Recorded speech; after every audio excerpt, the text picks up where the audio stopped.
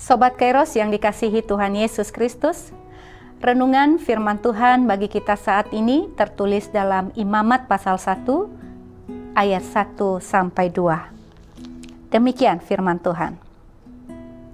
Tuhan memanggil Musa dan berfirman kepadanya dari dalam kemah pertemuan.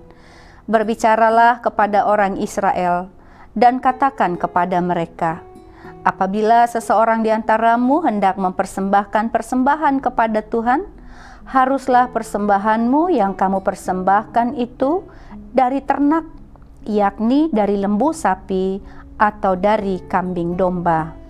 Demikian firman Tuhan. Sobat Kairos, hari ini kita sudah memasuki hari ke-7 di tahun yang baru, tahun 2026.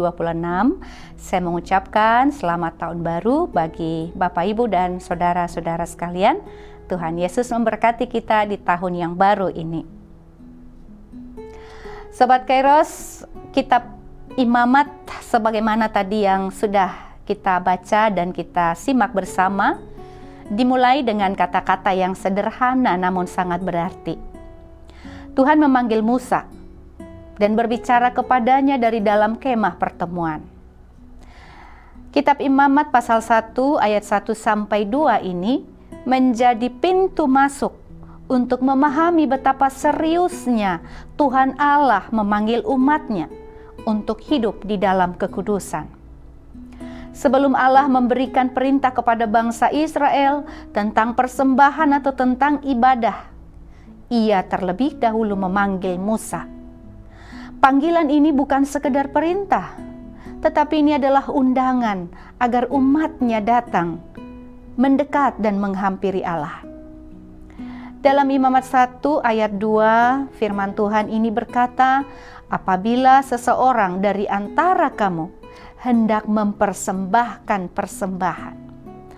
Kata apabila di sini menunjukkan bahwa datang kepada Tuhan adalah respon yang lahir dari kerelaan hati. Allah tidak memaksa siapapun. Ia ingin umat datang kepadanya dengan keinginan yang tulus. Di sini kita melihat bahwa ibadah bukanlah soal ritual semata, tetapi soal hati yang rindu bertemu dengan Allah. Bangsa Israel baru saja keluar dari Mesir dan sedang belajar membangun identitas rohani mereka. Setelah kemah pertemuan didirikan, Allah menunjukkan bahwa Ia bukan Allah yang jauh atau Allah yang asing. Namun Ia hadir di tengah umatnya dan memanggil mereka dari tempat yang selama ini dianggap paling kudus. Inilah keindahan kasih Allah itu.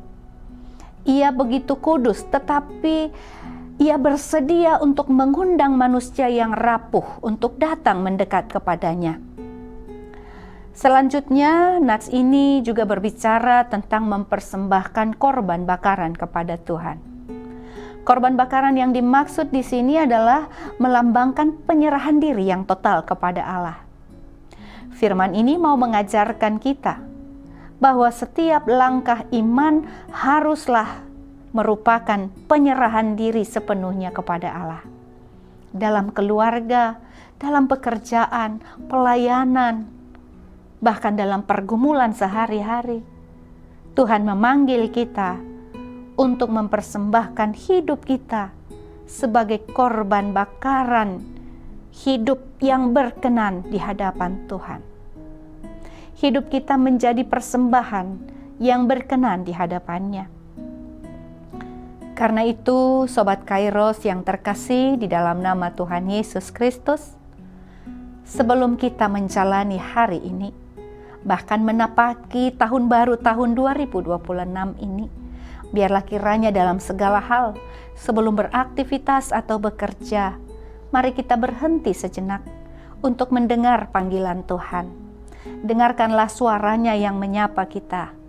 Datanglah kepadaku, bawalah persembahanmu.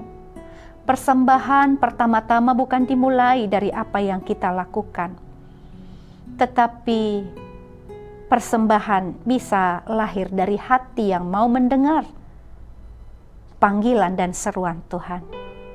Ayat ini mengundang kita untuk melihat hidup bukan hanya sebagai sesuatu yang dijalani, tetapi sesuatu yang dipersembahkan. Ketika seseorang memberikan persembahan, ia pasti memilih yang terbaik, bukan yang sisa, bukan yang tidak bernilai, tetapi yang paling berharga. Demikian juga Tuhan menginginkan hal itu dari kita, bukan karena ia kekurangan, tetapi karena kualitas persembahan mencerminkan kualitas kasih kita kepadanya.